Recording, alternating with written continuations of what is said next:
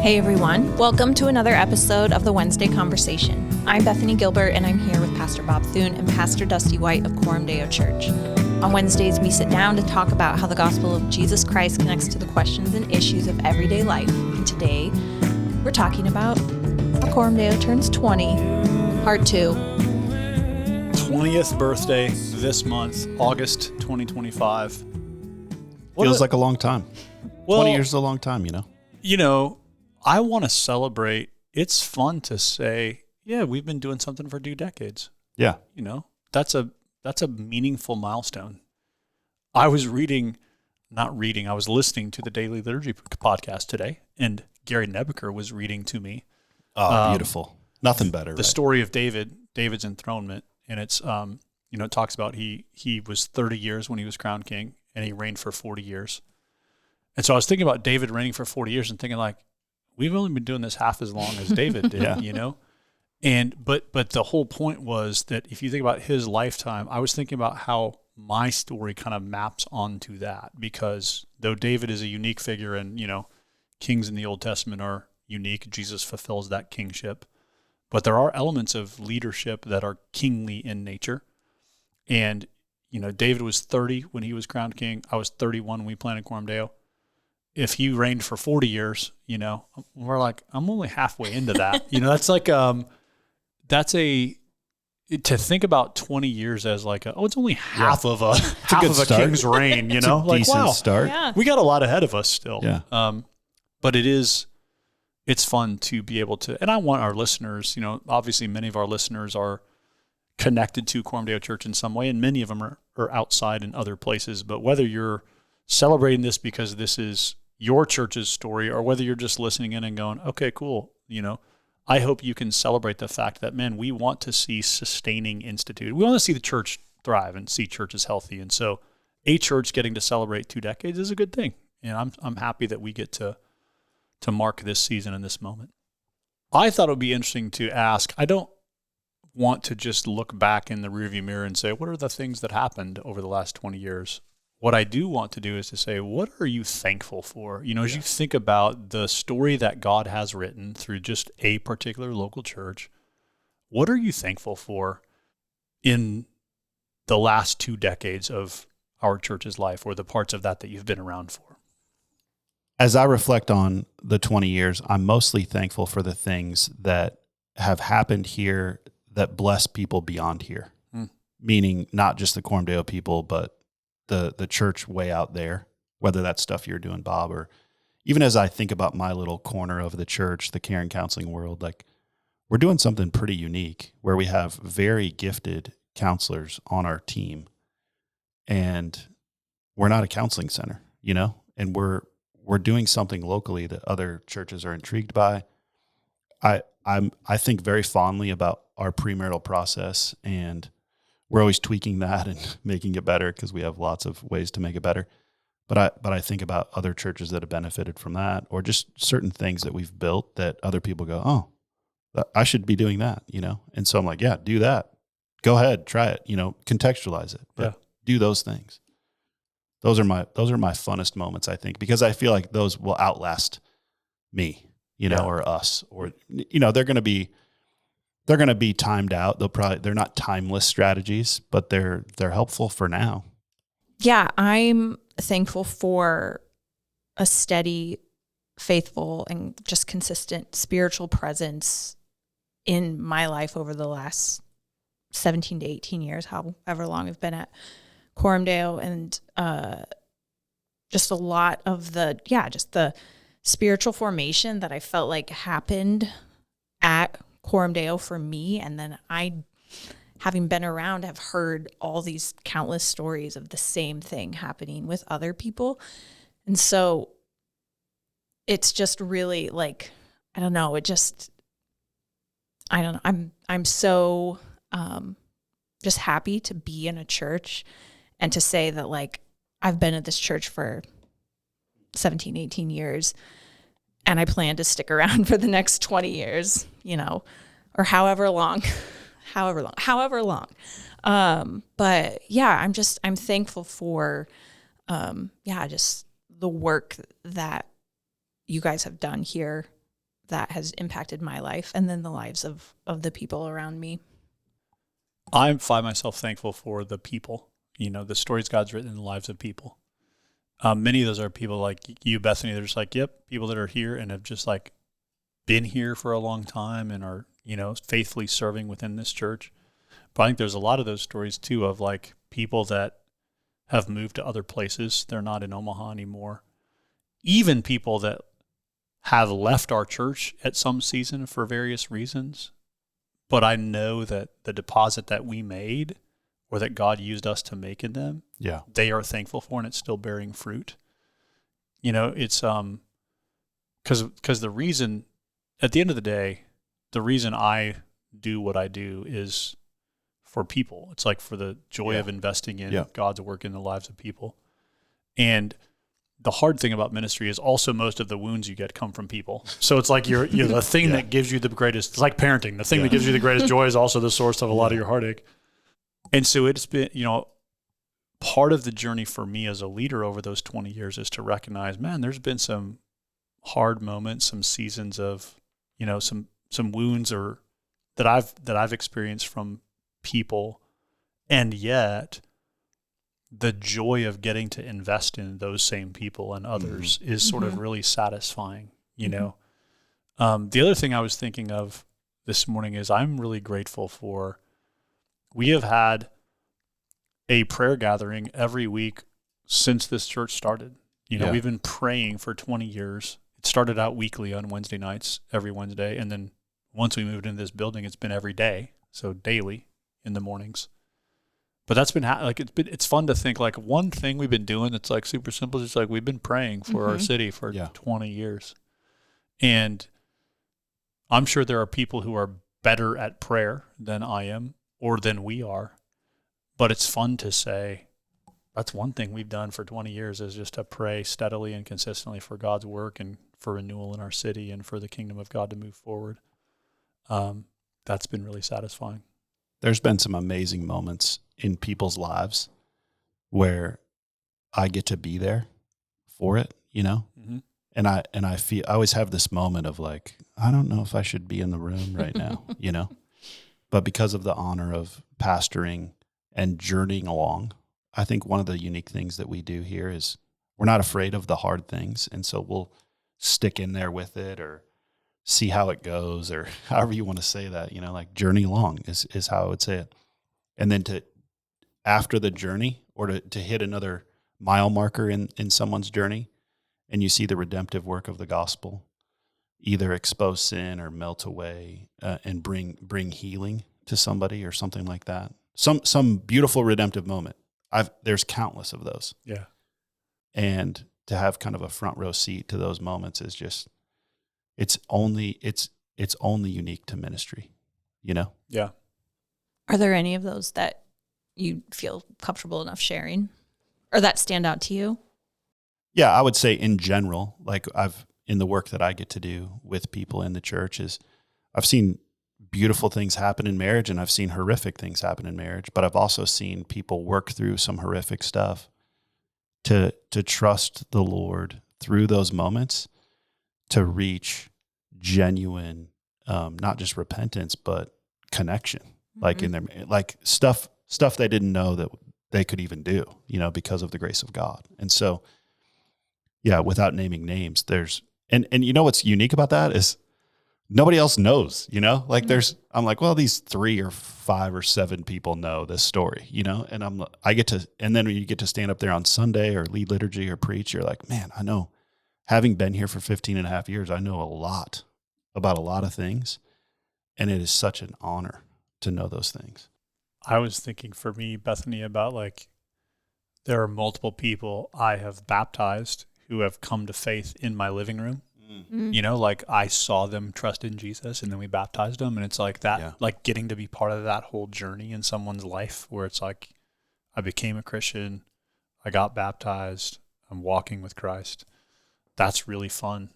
And so that's a different, it's not exactly what you were saying about those kind of pivotal moments of redemption in people's lives, but it is sort of like it's sort of like the moment of someone coming to faith in Christ. And there's, I also have had a lot of joy in helping people think about glorifying God in their vocations. Helping people think about, how do I work as a doctor, as a nurse, as an engineer, as a software developer, as a company owner? Like, how do I do this in a way that glorifies God? And just it grows me a lot to sit down with somebody and hear, like, tell me what things are like. What are the questions in your vocation? And then getting to go, oh, yeah, I'm not asking those questions because that's, I don't work in that field, but those are really important questions. And getting to sort of help them think through what it means to glorify God in their work has been really satisfying to me. One other thing that I've thought a lot about recently since we landed in this building is Tim Keller has this part in Center Church where he talks about the church as an institution. And I'd never thought about, when we planted Coram Deo, I was almost anti-institutional. I never wanted us to own a building. I never, it's just like, we're just going to be the church that just like, we're living on mission with Jesus. It's relational, I remember one time you said we weren't going to meet on Sundays too. Yeah, exactly. I just was so tired of the institutional side of church that kind of churns and becomes like its own. It takes on a life of its own in ways that are really, I don't like. And I think they don't always honor the Lord. But what Keller said is, he made this point that if you drive around New York City and you ask, what are the buildings that are most beautiful? They're always the church buildings. And he said the reason is because they've been there for 100 to 150 years, and they still have a sense of transcendence and beauty, and they speak. There's a way that just the architecture is a witness in the city, right? In a city of glass and steel, it's like, oh, a church building is different. And it just made me, and his point was, it's actually missional for the church to have an institutional expression in a city. And that has just changed the way I think about something like celebrating 20 years in a place. It's just like, well, cool, that's neat. Your church has been around for 20 years. Great. That's fun for those of you who are a part of it. But I think it's also a chance to say, and by God's grace, there's a staying power institutionally that he's given to Coram Deo in the city of Omaha, where it feels like, hey, we've been here a while, and more and more people have heard of the name of our church, which wasn't the case at the beginning. And there's a way in which I think the Lord uses that. And to your point, Dusty, maybe it will outlive us or maybe it won't. Maybe, who knows what the long-term future of Coram Deo Church is. But my hope and trust is that whether it's this church or others, God will continue to raise up faithful people who want to live as his people in his city. And there's a beauty to the institutional shape that takes as a building and a people and architecture and, websites and anything that sort of like takes up space in a city and says, here's some people who worship Jesus. I think there's a beauty in that. I have this very distinct memory when we, as a staff, went on retreat in 2019, the summer of 2019, right before we moved into this building.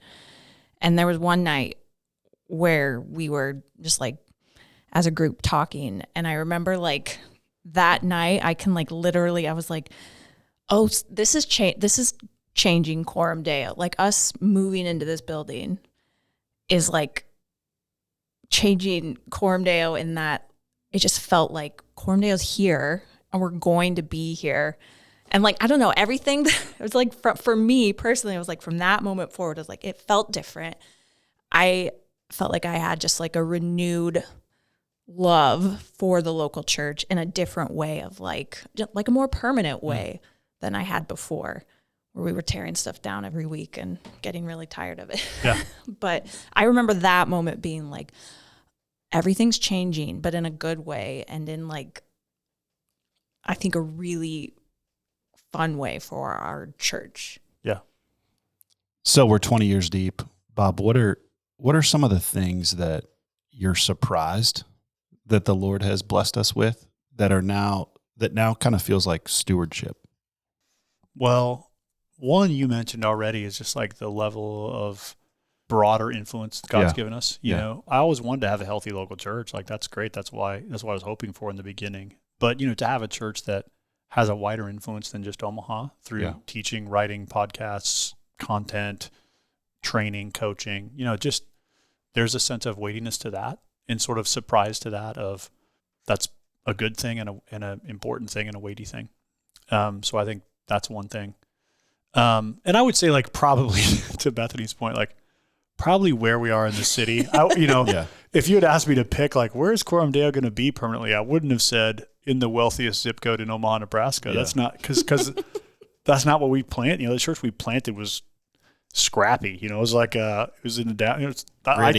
I tell stories that literally in the first 3 years of our existence, homeless people would walk in off the street into our church building because it was just like, it's cold out here and here's a warm place for me to go sit down. I mean, that does not happen very frequently at this building, So the shape our church has taken at this moment is different than I would have maybe scripted. And it has been surprising in both good ways and ways that are a little challenging because it's like, it doesn't have that same scrappy vibe that it did. And I like that. When you plant a church, you write a prospectus. So you can go find online the prospectus for Coram Deo Church that I wrote for my church planting class in 2004. It's just literally the plan of what we're going to plant. And you can read that and say, yep, that's pretty much what Coram Deo is like.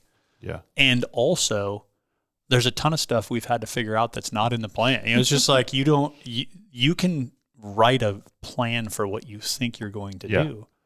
But that's always changed by who are the people that God brings, what are the circumstances, what's actually going on in the life of the city that you're planting in. So there's just a lot that's like, you can't really script it. Yeah, here's what you think you're going to do. Yeah. And here's who the Lord is going to give you to minister to. Yeah. And where he's going to plant you. Like to Bethany's point, here's the building I'm giving you, There's one of the things, in addition to the permanence of having a building that we were just talking about, I actually think one of the joys for me, and I think one of the stability factors for our church is you and me and Justin, Dusty, leading together since 2010. Yeah. I mean, to have three elders who have been doing it together for 15 years is, there's a lot of, and then Kevin and Mike who have been around just as long, just not in the elder seat quite as long. But that team is a pretty stable team. And I think it's given our church, to your point, Bethany, it's like, all right, feels pretty steady. Mm-hmm. Like I'm not following one person or one charismatic leader who might decide to move to Tampa tomorrow. It's like there's a team here that feels stable and steady. And, people like you, Bethany, that have been on the team and just members for a long time, sort of adding stability.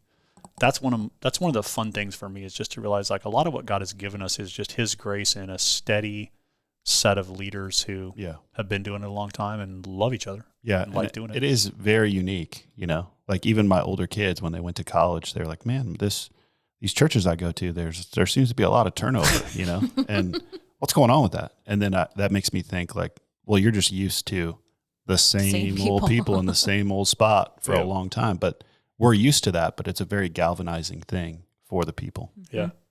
And if I think about like what are the things that are regrets or sadnesses, it's usually like, places where I think we had to make some hard decisions with people, either as pastors or as employers, where it's like probably ways we could have done it better. I just think like, I always look back as a leader and say, man, when I have to make a hard decision, I want to make it as gently as I can and as easy as I can. And those are always moments where you look back and go, there's probably a lot of ways I could have led better in various moments like that. So that's, if I think about like regrets, it's like, well, I wish I would have had better leadership in certain moments with certain decisions that we needed to make, about people. Mm-hmm.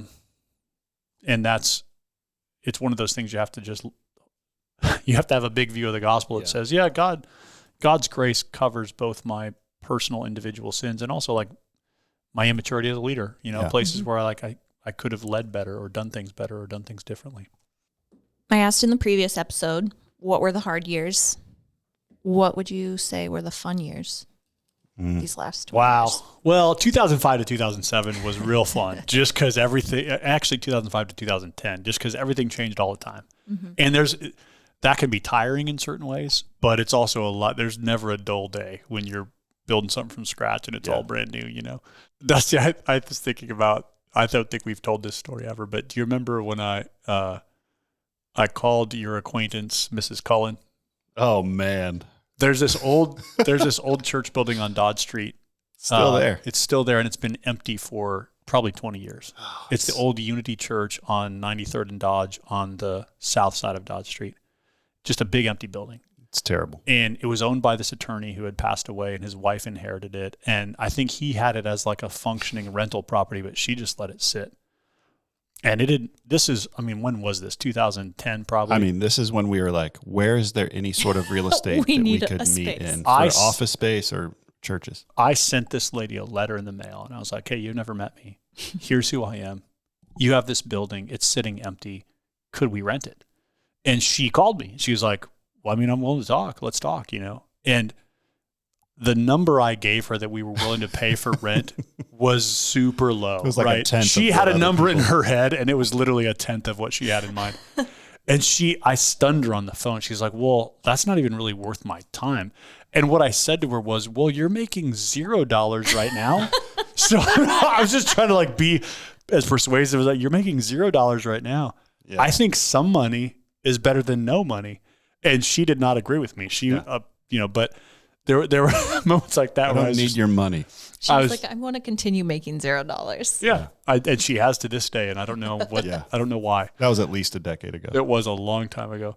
But so there were moments like that. I was just like, well, it's kind of fun just to make a random phone call like that and say, I don't know, maybe this will work out. There was such a willingness to just try stuff. Yeah. And just do kind of whatever it takes. So those early years were really fun. And I think I think all of it has been fun, Bethany, but I think the other fun season was right after the planting of First City.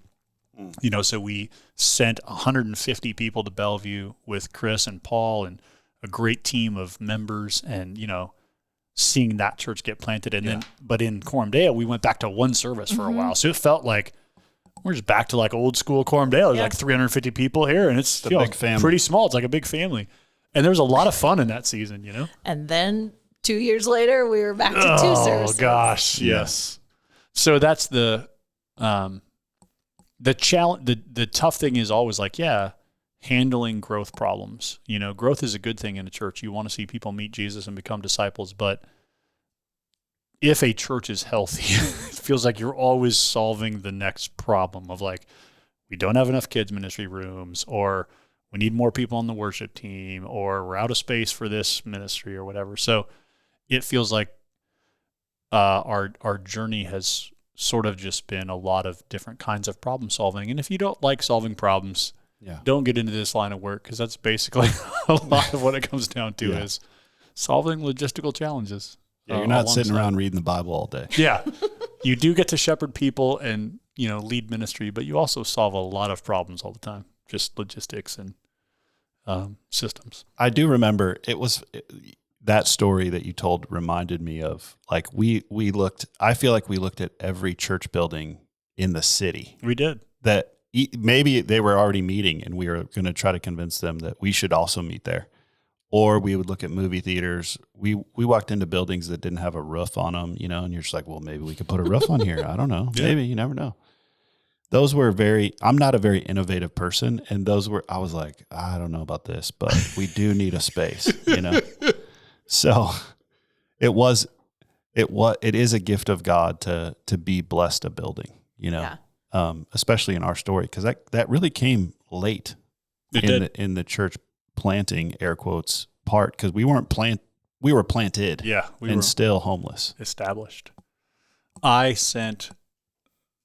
learned from that story that Jesus tells of, the widow who just keeps asking, and he says, well, the judge, it's not because he cares about her, it's just because she's so persistent, he gives her what she wants. So I just figured, well, I'm just going to, so I sent letters, Dusty, to 10 established churches in the city just saying, hey, if you ever want to sell your building, give me a call. And I think I probably offended 7 or 8 pastors because they were like, well, I'm not, our church is doing fine. Why are you sending me a letter asking if I want to sell our building? I was like, because I'm just throwing it out there because we need space. So I would love to hear from you if you want to sell your church building. And I know I offended, because I got some emails from people that are like, how dare you? Yeah, please don't send me any more letters, So, but you got to do what you got to do. You got to be persistent. I want to bring it around to the listener and just ask, okay, if you're a listener, what can you take away from a church somewhere in the world celebrating 20 years? Great for us. We're having a birthday. What's the sort of practical takeaway for you? And I think I am burdened for two things. One, I want Christians to really love and value the local church. So even the story you told, Bethany, about just like feeling a sense of like enjoying being part of a local church, I think that's the longing I have for all listeners, is just that you would have like a passion of like, man, I want to see my church thrive. I want to see churches thrive. I want to be committed to and invested in the local church. To me, that's part of the outcome of a story like this, is just to say, wherever you are, whatever church you're a part of, whatever city you live in, be committed to the thriving of the local church. Yeah. And pray for your pastors, pray for your leaders, pray for deacons and elders in your church, pray for the flourishing and thriving of the church. So one thing is, I just want people to be committed to the thriving and prospering of the local church. And the second thing is, I want listeners to embrace the joy of like healthy, convictional, Protestant, gospel-driven church planting. Mm-hmm. You know, like I want there to be, I think there's a tendency to sort of be like, well, you know, we don't want to be super convictional about anything. Let's just love Jesus. And I just want to say, actually, let's be convictional Protestants who want to see a particular kind of church thrive in the world, a church that's centered on the gospel, a church that's rooted in church history. Like, let's have a vision for the thriving of a particular kind of church and a particular tradition, the Protestant tradition. I probably feel that because we're in a city that's so highly Catholic. Yeah. And I think that in our city, there's like a strong Catholic presence, but then everything else kind of feels like evangelifish a little bit, you know, sort of like there's a lot of churches that are like good Bible teaching churches, but that don't seem to have like a strong Protestant, like, man, we want to tie our, you know, tie onto the Reformation and sort of its history. That's what I want to be a part of, is churches that have a connection to history and theology and that are standing in a stream. Because I just think that's a way better, fuller vision of the gospel than just, man, we preach the Bible and sing songs to Jesus. That's a good thing, but that's a very baseline thing. I want Christians to have a vision for more than that. Yeah, that's good. And with that, I think at the 20-year mark, it's going to be important for us to be asking, how do we do that and not become just a church that's stuck in its ways or in its own little weird idiosyncrasies? I have a pastor friend in DC, and he's talking about, when we talk, he talks about the deep tradition of his church in a really beautiful way, because it has, you know, to Keller's point, he'd be proud of this. Like it's a very much a staple in the city. Mm-hmm. And at the same time, you got to have a committee to talk to the committee about, you know, and so like, I think it's important at the 20-year mark to be going, how do we stay innovative towards where the culture's actually at and still stand in that stream? You know, I think that's going to be an interesting thing to, how do we ride the rubble strip, you know, I guess, in both ways, to keep reaching the people, the kids of the next generation along the way. Yeah. Yeah, there's always a balance between, right, preserving the good of something that exists and getting stuck in a way of doing things that's just like nostalgic, or that's the past. And I certainly, we're going to have to keep fighting that battle, you know, as our church goes forward, and we continue to sort of have some institutional weight in the city. How do we continue to not lose our hunger for evangelism, innovation, entrepreneurship, starting, trying new things, innovating in creative ways to engage people with the gospel? Because I do think I want the both. I want the both of that, you know, rather than one or the other. I want to say thanks to all the listeners of this podcast who are part of Coram Deo Church and have helped make this church what it is. We always say at the outro that Bethany reads, right? The goal of this podcast is to equip our own church for discipleship and mission. And so all of you who are a part of Coram Deo, or First City for that matter, you're a part of this story. You helped to write the story that we get to celebrate this month with sort of marking 20 years as a church. And whether you've been around for 20 minutes or 20 years, you're part of that story. And that story doesn't get written without faithful giving, serving, loving, sharing the gospel, praying, human beings just taking responsibility for a local church. And that's a beautiful thing and a weighty thing. So thank you to all of you out there listening to this podcast who have helped to make this church what it is. The goal of this podcast is to equip our own church for discipleship and mission. So if you're a Christian or a church leader in another context, we thank you for listening in, and we pray that this conversation might be helpful to you as you minister in your context. We love to hear from listeners, so if you have thoughts, questions, or future podcast topics, send an email to podcast@cdomaha.com. Thanks for listening, and we'll see you next time for another episode of the Wednesday Conversation.